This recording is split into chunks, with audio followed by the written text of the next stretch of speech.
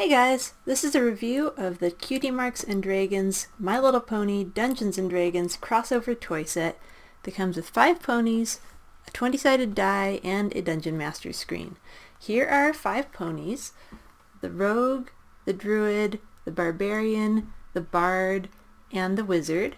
And on the front of the box we have artwork of the Wizard and the Bard. And the Wizard is wearing a Ring of Evasion, which is the one with the little hummingbird on it, and she is wielding a wand of magic missiles and appears to be attacking the D20, which I guess can be their enemy. The back of the box is great. Beautiful artwork by Leisha Hannigan, and we actually see that these ponies have names. Mystaria the Wizard, Valor Stronghoof the Barbarian, Shadowstar the Rogue, Woodheart the Kind the Druid, and Spinner Talltail the Bard. That was a nice little touch. I really wasn't expecting them to have individual names. I thought it would just be by class. And it says, Equestria isn't ready for a party like this. So let's start with the Dungeon Master screen. If you haven't played D&D, the Dungeon Master is the person who makes up the adventure and they lead the other players through it. And they might have statistics of monsters they don't want the other players to see, or details about what's going to happen next that they don't want the other players to see, so the DM screen will shield their secret information from everybody else.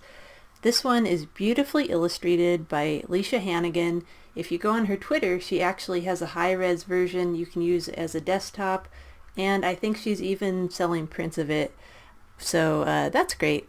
It's got our 5 characters. They are fighting dragons, or rather, dragons are flying around behind them, and to their surprise, I think, a dragon is going to pop up right behind them, and they'll probably have to fight it off.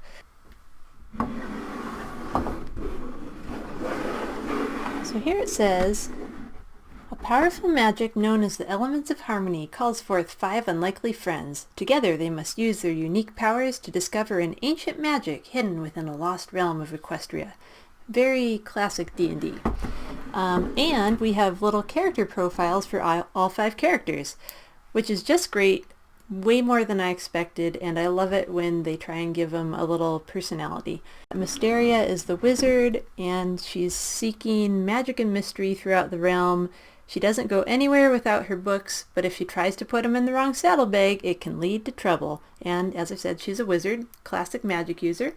Shadowstar discovers creative solutions to any challenge she and her friends face. She uses stealth and intellect to tackle the obstacles in her path and play pranks on her friends. She is a rogue, and based on that information, her creative solutions probably involve stabbing people. Valor Stronghoof. She is the barbarian. She'll rush into battle if anyone threatens her friends. She'll courageously defend the party, but at the end of a long day, she just wants to see her friends safe and sharing a laugh around the fire. Spinner Talltail has no care for glory. She is joyfully seeking out her next story. Sit down for a spell and she'll spin you a song. Her skill with the lute helps friends get along. Spinner Talltail knows stories are better when friends gather round to share them together. Class Bard. I had to read that entire one because it rhymed, and that's very cute. Woodheart the Kind finds beauty in nature no matter where the trail may lead. She loves each of the many companions the forest provides, especially her familiar, Little Knight. Caring and thoughtful, Woodheart knows that a good berry a day will keep this Almirage a loyal friend. Class Druid. So now we know Little Knight is the name of her little bunny friend, and she gives it a good berry a day, which is a druid spell that produces magical berries that will fill you up for a whole day's sustenance. So this set comes with a D20 die, and it's about twice as big as your average D20, I would say. It's very pretty. It is a sparkly pink with kind of a shimmer to it, and it's slightly translucent. As far as the size of the ponies themselves, I'd say they are closest in size to G3 ponies. They are far larger than G4 ponies. Okay, here are the ponies, and let's start with Mystaria the Wizard. Mystaria is wearing a blue cloak. I think it might be meant to be a cloak of protection, but I'm not sure about that. But what I am sure about is her saddlebag over here is a bag of holding. In the Dungeon Master's Guide, it's illustrated to show a human-like face, but since she is a pony, it has a pony-like face. She also has another saddlebag on the other side with a slightly different design. Now you might recall in her little personality blurb, it mentioned that something untoward might happen if she puts her spellbook in the wrong saddlebag, and that's because this is not supposed to be a bag of holding. It's a pony version of a bag of devouring that will just eat anything you put in there, and also might eat you. She probably shouldn't have that, but you know, our girl likes to live life on the edge. She also has this cool little detail. It is a ring of evasion with a little hummingbird on it. Just a nice little touch. Very cool. So now I'd like to look at her without her cloak on. And the cloak is removable with a caveat. The caveat is her tail is so big and lush and beautiful, and you have to take it off to take the clothes off. I have not found any other way to take the clothes off, like the tail's just too big. Now it is on a ball joint, so what you do is you just firmly hold your pony, and you want to pull like straight back from the ball joint, and it pops right out. There's the little there. And then you can take the cloak off and pop her tail back on. Nice. To my delight, she does have a symbol or cutie mark. I really didn't expect it. I sort of thought either the clothes were taking the place of a cutie mark, or at most maybe they would have the D&D logo and all the ponies would have that. But no, they each have their individual cutie mark on one side only, which is sort of what I expect these days. It's been that way since G3. Her cutie mark is a pony's hoof upturned. You can tell by the horseshoe on it. And it's got a little squiggle of magic coming up from it. Very appropriate for a wizard. Her hair is a dark brown, and her body is a nice deep gray. She has pink eyes, and that's really it for her painted on accessories. She's got the ring, and that's it. Next we have the rogue, Shadowstar. Of all the names, I'd say Shadowstar is the most traditionally pony sounding, but unlike a traditional pony, this girl has a lot of daggers. She has a dagger here, she has a dagger here, she has 2 more daggers here, and she loves daggers so much that this clasp on her saddlebag kind of looks like a dagger. She is a brown pony with lovely light gray hair, pink eyes. I'm assuming this is armor, saddlebags on either side, and her little daggers are held on by little painted on strappies. Very cute, and she has little booties. She also has this little face mask with black covering and gray stitching holding it on. Her cutie mark is a dagger with a masquerade mask behind it. And of course she retains her face covering, and now we can see that it comes down her face in a V.